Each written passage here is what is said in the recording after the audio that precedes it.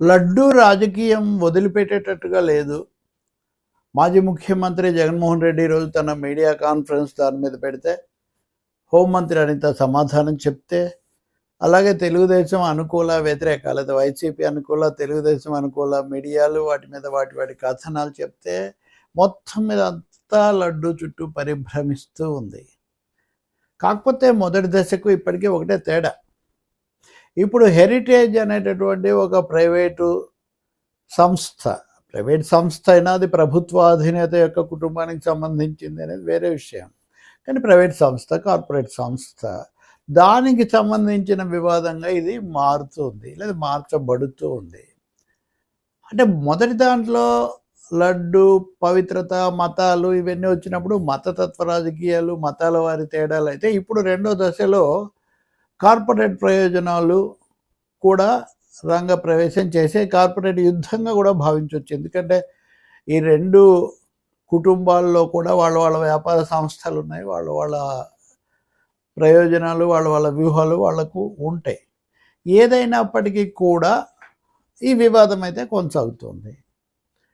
జగన్మోహన్ రెడ్డి ఈరోజు బడ్జెట్ గురించి మొదలుపెట్టారు. అప్పులు ఎలా పెరిగాయి, పథకాలకు డబ్బులు ఇవ్వలేదు, వాటిని నిలబెట్టుకోలేదు, వీటితో మొదలుపెట్టి మీడియా వాళ్ళు అడిగారన్న దాని మీదట ఆయన లడ్డూ అంశాన్ని ఆయన తీసుకున్నారు. జగన్మోహన్ రెడ్డి ఈరోజు మాట్లాడకముందే నిన్న శాసన మండలిలో చర్చకు నిరాకరించటం, ఆ తర్వాత బొత్స సత్యనారాయణ ప్రతిపక్ష నాయకుడు ఆయన బయటికి వచ్చి ఇంద్రాపూర్కు హెరిటేజ్కి ఉన్న సంబంధాన్ని బట్టి కాపాడడానికి ఇదంతా చేస్తున్నారు అని చెప్పి ఆయన ఆరోపించటం, ఇంకా ఇతర వైసీపీ నాయకులు మాట్లాడటం ఇది జరిగింది. ఇలా మాట్లాడినందుకు బొత్స సత్యనారాయణకు హెరిటేజ్ సంస్థ పరువు నష్టం నోటీస్ కూడా ఇచ్చింది. అది ఏం చేస్తారు, చట్టబద్ధంగా అనేది ఒకటైతే అదొక పరిణామం. జగన్మోహన్ రెడ్డి ఈరోజు దాన్ని తీసుకొని ఆయన పాత రికార్డులని తీశారు. ఇవన్నీ వాళ్ళ దగ్గర ఉంటాయి కదా, సహజంగా వాళ్ళు కూడా పాలించారు కదా.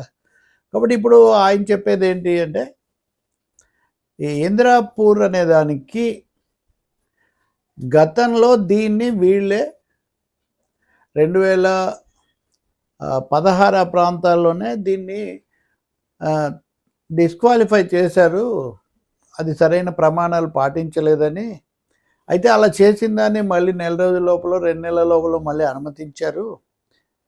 మళ్ళీ ఇప్పుడు కూడా 2026లో కూడా అనుమతించారు, 25లో కూడా అనుమతించడం కూడా అప్పుడు 300+ రేటుకు అనుమతిస్తే ఇప్పుడు 600+ రేటుకు అనుమతించారు.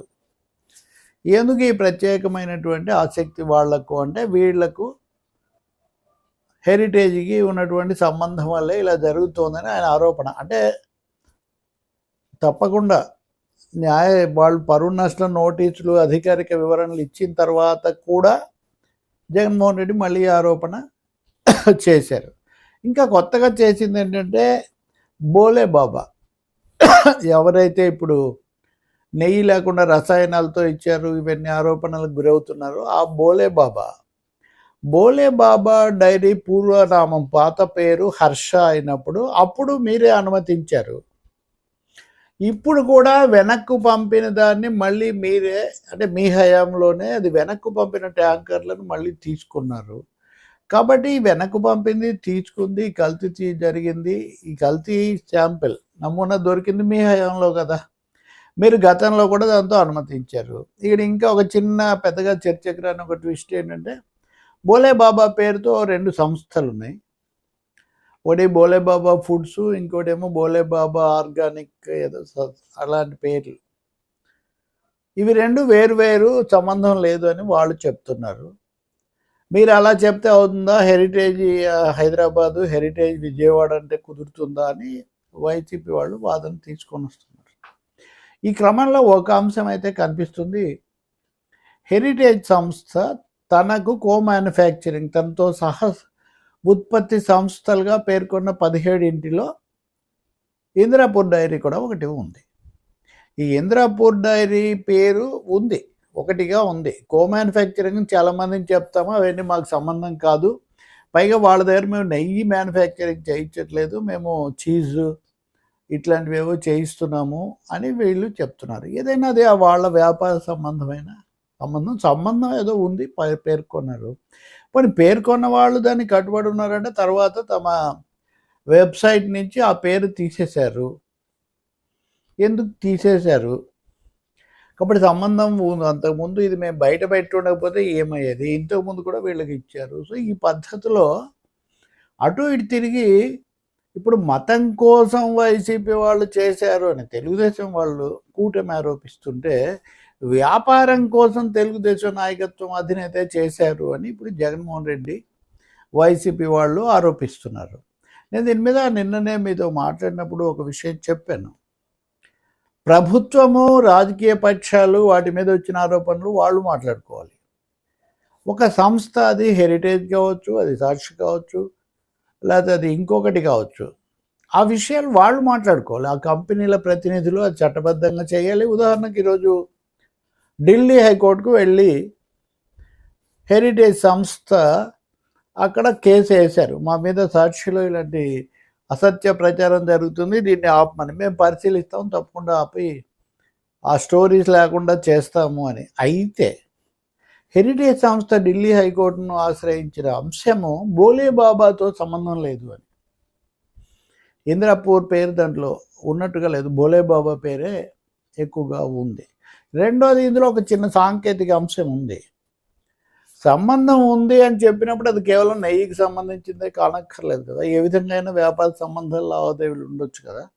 కాబట్టి మేము నెయ్యి వాళ్ళ దగ్గర తీసుకోలేదు, తిరుపతి లడ్డు అంశంతో మాకు సంబంధం లేదు అన్నది హెరిటేజ్ ఇస్తున్న వివరణ. ఆ సంస్థ బాధ్యతలు ప్రస్తుతం చూస్తున్న నారా భువనేశ్వరి గారు కూడా ఈ విషయం మీద ఒక వీడియో విడుదల చేశారు. రెండవది, జగన్మోహన్ రెడ్డి మాట్లాడిన దాని మీద హోంమంత్రి అనితను సమాధానం కోసం ఆమెకు ఆ బాధ్యత అప్పగించారు. ఆమె ఆ విషయంలో గట్టిగా మాట్లాడి, కౌన్సిల్లో చర్చ నిరాకరిస్తున్నది, ఈ విషయాలన్నీ బయటకు వస్తాయని మేము నిరాకరిస్తున్నామని జగన్మోహన్ రెడ్డి అన్నారు. అసెంబ్లీలో చర్చిద్దామని నేనే అంటున్నాను. అంటే కౌన్సిల్లోనేమో హోరాహోరీగా రోజు జరుగుతుంది కదా. అటువంటి చోట కాకుండా మేము శాసనసభలో, అంటే శాసనసభలో ఎలాగో వాళ్ళు 11 ఉంటే వీళ్ళు 150కి పైన ఉన్నారు కాబట్టి, పైగా వాళ్ళు ఎలాగో రామంటున్నారు కాబట్టి, అంటే ఇవన్నీ జరగవు. వీటన్నిటిలో సారాంశం ఏంటంటే, ఖచ్చితంగా ఎవరి రాజకీయాలు, ఎవరెవరి సంస్థాగత ప్రయోజనాలు వాళ్ళు చూసుకుంటున్నారు, అవి మాట్లాడుతున్నారు. ఈ క్రమంలో మళ్ళీ లడ్డు వివాదం ఆగకుండా అలా కొనసాగుతూనే ఉంది. హెరిటేజ్ వాళ్ళు ఢిల్లీ హైకోర్టు నుంచి తెచ్చుకున్న నోటీస్ అనే దాన్ని తప్పకుండా మీడియాలో కొంతమంది బాగా చర్చ పెట్టి వాదించి షాక్ ఇట్లాంటివి అన్నారు. నోటీస్ ఇచ్చారు, తొలగించమని, స్టోరీసు తొలగించవచ్చు, కానీ జగన్మోహన్ రెడ్డి ఈరోజు కూడా కొనసాగించారు. వాళ్ళ ఛానల్లో ఇప్పటికి కూడా అవి వస్తున్నాయి. ఇతర సోషల్ మీడియాలో కూడా తొలగిస్తారంటున్నారు, తొలగించవచ్చు.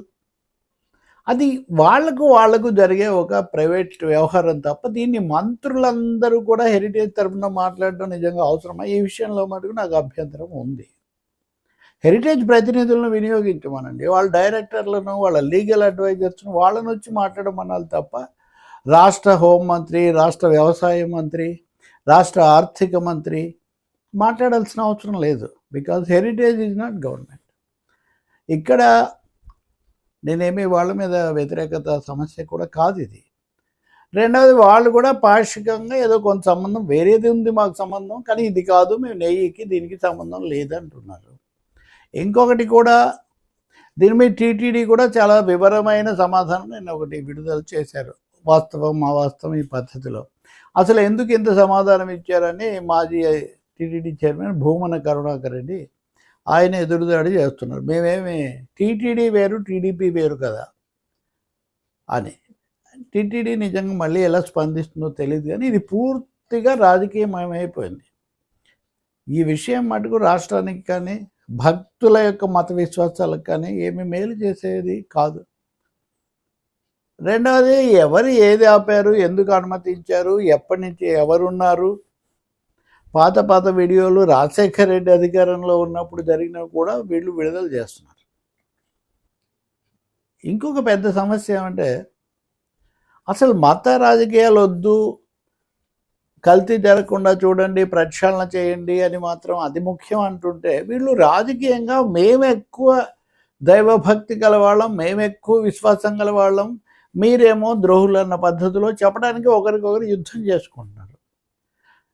ఢిల్లీ పెద్దలు అంటే బీజేపీ వాళ్ళే అసలు హిందుత్వ రాజకీయాలకు ఆద్యులైన వాళ్ళే ఈ లడ్డు వివాదం తగ్గించండి అని చెప్పి పంపించారు అన్నారు. అందుకే బయట ఎక్కడ గతంలో పెట్టలేదు. కానీ ఇప్పుడు కౌన్సిల్లో ఈ కొత్త యాంగిల్ ఎప్పుడైతే వచ్చిందో, నేను నిన్న కూడా చెప్పా కదా హెరిటేజ్ లింక్ అని. కాబట్టి ఇది ఇప్పటికైనా ముగించాలి. దీన్ని ప్రభుత్వం అధికారికంగా లేదా న్యాయస్థానాలు దీని మీద ఒక సమగ్రమైన, పారదర్శకమైన, స్పష్టమైన కోణంలో అన్ని విషయాలు బయటికి రావడానికి ఏదైనా ఏర్పాటు చేస్తే బాగుంటుంది. ఒక ఏకసభ్య కమిషన్ వేశారు. ఆ ఏకసభ్య కమిషన్ అది ప్రభుత్వం నియమించిన, ప్రభుత్వ ఆధ్వర్యంలో పనిచేసే ఒక ఏకసభ్య కమిషన్ ఈ సమస్యనేమి పరిష్కరిస్తుందని ఏ ఒక్కరికి నమ్మకం లేదు. నాతో మాట్లాడిన ఒక తెలుగుదేశం మిత్రుడు, ముఖ్యుడే, ఒక సభ్యుడే ఏం చేస్తాడు అన్నట్టుగా కొంచెం ఆశ్చర్యం, కొంచెం అపహాస్యం చేస్తున్న పరిస్థితి. కాబట్టి ఇప్పటికైనా కానీ దీనికి ముగింపు పలికితే చాలా బాగుంటుంది. ప్రైవేట్ వ్యవహారాలు ప్రైవేట్ పరంగా చూసుకొని ఇవ్వాలి. ప్రభుత్వ విధానపరమైన అంశాలకు ప్రభుత్వం సమాధానం ఇవ్వాలి. టీటీడీగా ఆ అంశాలకు వాళ్ళు పరిమితం కావాలి. అన్నింటినీ మించి వైఎస్ఆర్ పార్టీ కూడా, జగన్మోహన్ రెడ్డి కూడా తమ హయాంలో కల్తీ అన్నదానికి ఏం సమాధానం, అదే వాళ్ళు ఇంకా చెప్పాల్సి ఉంటుంది. ఇలా ఎవరు చెప్పాల్సింది వాళ్ళు చెప్పాలి అని మనం చెప్తే ఎవరికి నచ్చదు. ఒకే వైపే చెప్పాలి అన్నది వాళ్ళ వాదన, వాళ్ళ బాధ. దాన్ని మనం ఎలాగో చెప్పలేము. ఇప్పుడు మరొకసారి న్యాయస్థానాల రంగంలోకి వచ్చేటప్పుడు హైకోర్టు దగ్గర వాళ్ళు తెచ్చుకుంటే, ఇక్కడ విజయవాడ కోర్టు నుంచి